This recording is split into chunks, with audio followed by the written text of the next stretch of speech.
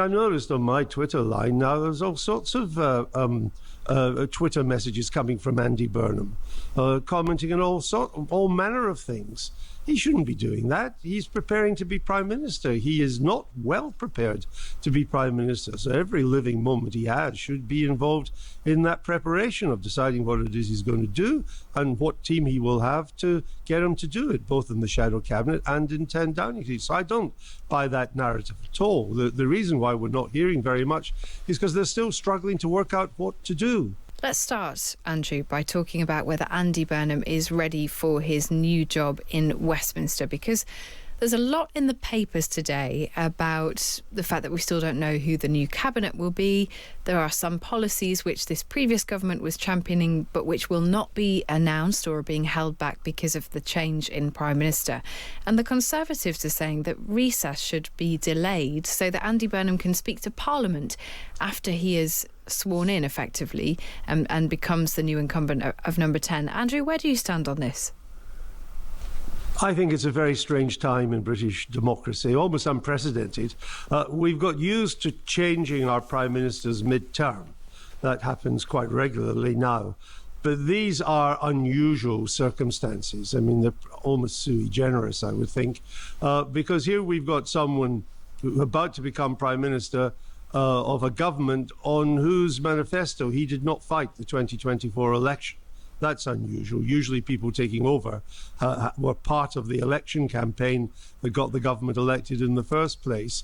We're moving to a situation, there's not even an election in the Labour Party to choose him as the Labour leader. Right. Constitutionally, he becomes Prime Minister because it is assumed he can command a majority in the House of Commons. Well, that's an assumption. We won't know because the moment he becomes Prime Minister, Parliament goes into summer recess. He will not be held to account until Parliament comes back, I think, in the second week of September. That's unusual too. And on top of that, we have a man about to become Prime Minister, and we have no idea who his Chancellor of the Exchequer will be, or his Foreign Secretary, or in these difficult and dangerous times, a Defence Secretary. When Keir Starmer won the election in 2024, we knew that Rachel Reeves was going to be Chancellor of the Exchequer. Now all we're doing is speculating. And I think you add all that up, and it is not a particularly healthy development for British democracy. Now, Andrew, I'm going to pose the sort of Burnham team view here, which is that there is a problem with the way that the press and politics is interacting at the moment, especially with social media thrown into the mix, which is that politicians are forced to make quick decisions. They have to intervene on everything. The speed and the pace and the wheel almost that they are on is so impossible to satisfy that it just creates problems. And what they are seeking to do is slow that down and put a bit of distance. And what they want is to take back control, essentially, of the narrative. And Andy Burnham wants to be able to do that by slowing down this constant need for, I want to hear from you, I need to know what you're doing. He's taking a different view, which is that he can become Prime Minister, he can give a few speeches over the summer, he can set out his direction of travel. But like his first speech, it may be that he feels he may not want to take questions. He wants people to focus on what he's saying and not jump 3 steps ahead.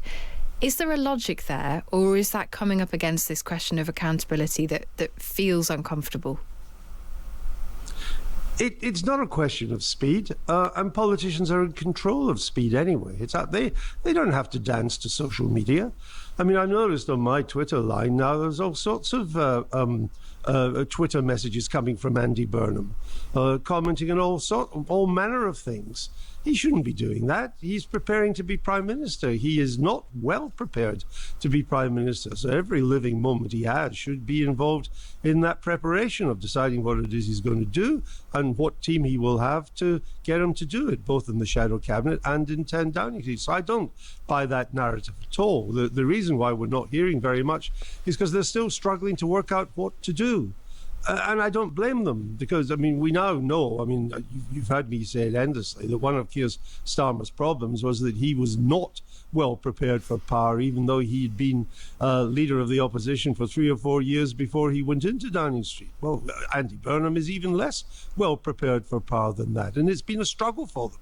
It's difficult, I understand that. But that, again, is why I'm apprehensive about the circumstances, because a man who was not part of the electoral mandate that Labour won in 2024, has not been elected Labour leader in a contest, and who still can't tell us who is going to be in his cabinet. You add all that up to, and who is not being held accountable either by proper interviews in the media or by appearing in Parliament and being held accountable by our elected representatives. I think that means that his honeymoon's going to be pretty short. I think the British people will not cut him a lot of slack in these circumstances if he starts to flounder. So I think it's dangerous for him as well. I think it's quite a dangerous time for the country, too, in these difficult times. And it's uncharted territory. You know, as I say, we're used to changing our prime ministers mid-term, but it's become too much. In the 20th century, we changed prime ministers 8 times during that 100 years of the 20th century in mid-term, starting with Lord Salisbury handing over to Arthur Balfour, who happened to be his nephew. That was in the 20th century. We're 26 years into the 21st century, and so far we've changed prime ministers in the middle of parliaments 6 times. Yeah. 6 times in 26 years versus 8 times in 100 years. You know, do the maths. The current rate will change prime ministers mid-term over 20 times before the century's out.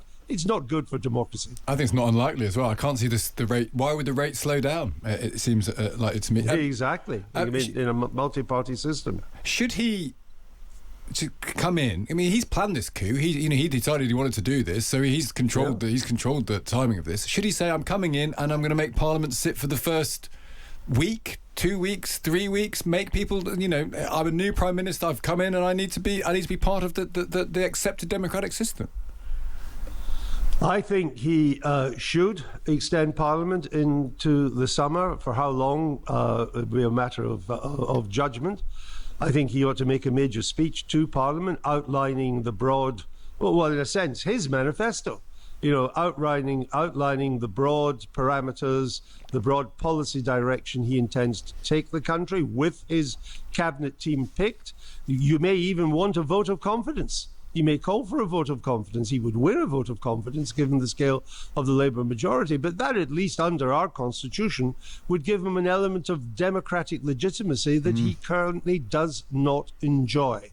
So I think the argument for that, I think it would go down well in the country. We'd get to hear him in the Mother of Parliaments. He'd be then grilled by the people we have sent there on our behalf in an election.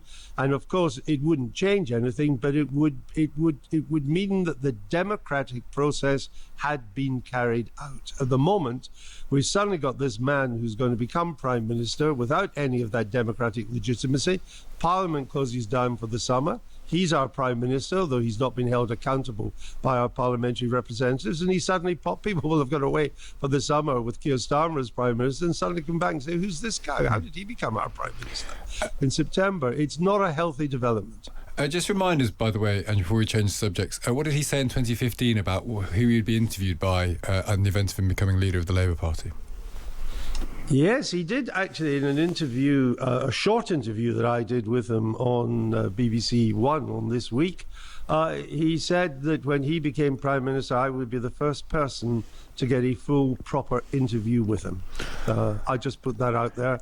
I have a feeling that's going to be his first broken promise. Is the offer Times Radio, an hour-long interview, Times Radio, anytime he wants to do it, you're willing to do it? Stig, an hour would be good. That'd be great. Yeah, we'll start on an hour and we'll negotiate down from that. We'll see if it actually happens.